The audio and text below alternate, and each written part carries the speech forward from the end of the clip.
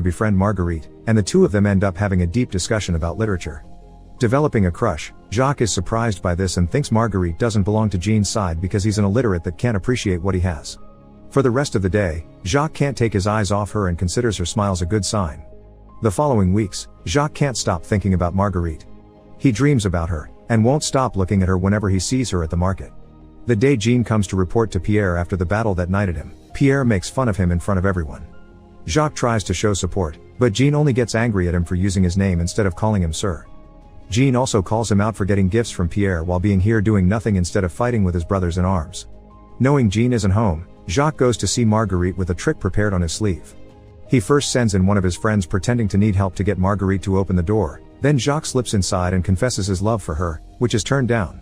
After kicking his friend out, Jacques follows Marguerite around the house, refusing to take no for an answer and noticing she takes off her shoes when going upstairs. When they make it to the bedroom, Jacques catches her and throws her on the bed, where Marguerite says no a couple of times before falling silent as Jacques takes her by force. Once they're done, Jacques asks her not to tell her husband because he may kill her and not to feel guilty because they just couldn't help themselves. Afterward, Jacques goes to church to confess his sins, and the priest tells him this is a test. When the accusations begin reaching everyone's ears, Pierre asks Jacques if it's true, and Jacques denies it.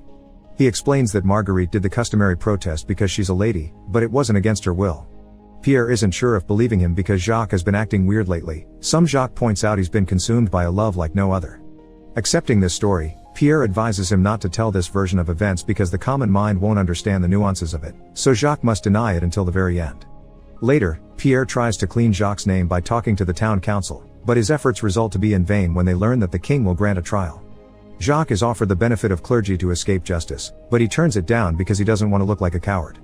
On the day of the trial, Jacques denies all charges and